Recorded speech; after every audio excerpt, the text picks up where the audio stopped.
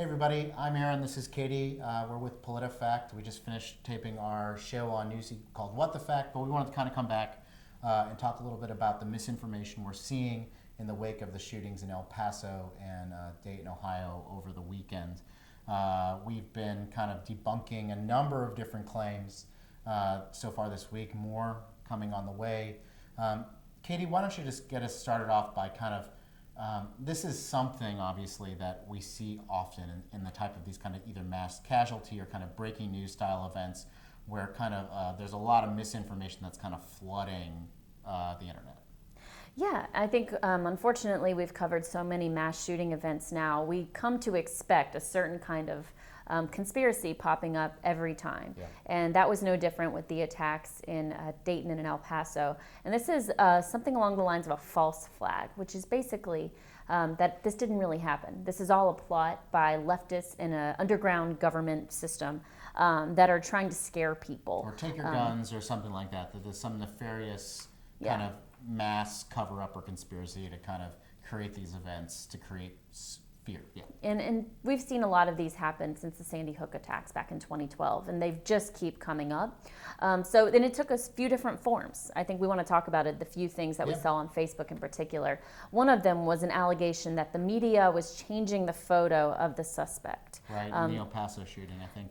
There's a post from the New York, it's from the New York Post, to basically, it showed two images, same headline, different photos of the suspect there who's now in custody, turned himself in. Best we can tell, it's the same person. It was just two different images of him. One maybe taken from Facebook and one released by the police department. I think in both stories, the same person was identified as the shooter. So there was no changing of an identity, but it's something that I think some people in pockets of the internet kind of latched onto. So they latched onto another angle with the Ohio shooter. This was a very curious thing when we saw it on Facebook. They said, how could this person commit the crime in Dayton on August 4th when in fact he died 5 years earlier in Connecticut? And so we started to see this obituary that was being passed around, and some people were confused and said, I just want this explained. So we looked into it and we found that in fact a person by the same name as the shooter in Dayton did die in 2014. Almost the same name. Oh yes, there were some important differences. And in fact, the sister of that person also had the same name. But look, this is a common name.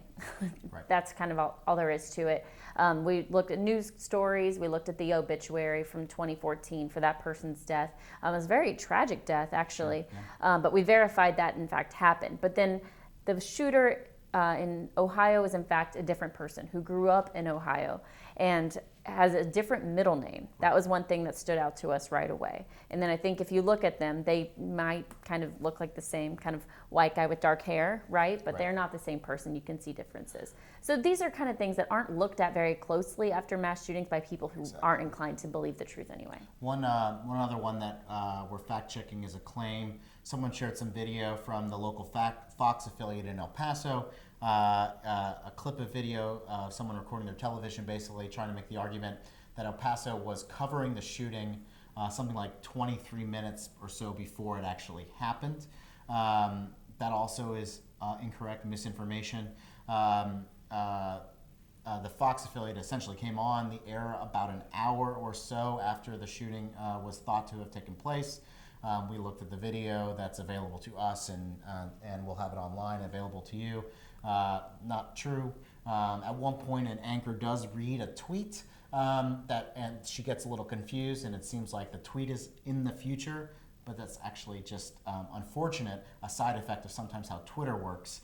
Sometimes it gets you in the wrong time zone, so it looks like you're reading something that was already posted when in fact it was just posted in a different time zone. So all these kind of things add up to some people on the internet thinking there's a conspiracy, but there isn't. And there's none that we could find. So there were a few more mainstream kind of rumors that we noticed and we wanted to dispel for you right here. One of them that was being passed around by more liberal circles on Facebook, actually both of these were, was that ICE the Immigration and Customs Enforcement agents were actually on scene where families were being reunited in El Paso looking to deport people.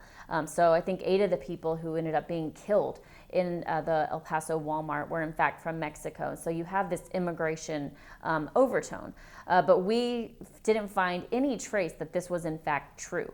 Now, ICE was kind of on hand in an emergency assistance kind of way, but they told us they have policies that really put that kind of enforcement on hold in the event of an emergency. And it wasn't just us that fact-checked this. It was also the hometown newspaper, the El Paso Times, that looked into this rumor that they noticed and didn't find any evidence to support it. One other one, some critics of Donald Trump said he or his campaign was going and removing tweets in which he mentioned the word invasion or invade. That's because the manifesto left by the El Paso shooter uses some of that same terminology. That's not true. Basically, we've been able to go and find the same tweets available, and so you can find them as well. So basically, that cover-up part of if you believe it, it didn't happen. So that'll do it. We're continuing to fact-check claims about El Paso and Dayton. If you see anything that you want fact-checked, you can always email us at truthandmeter@politifact.com and see all our fact checks at politifact.com. Take care.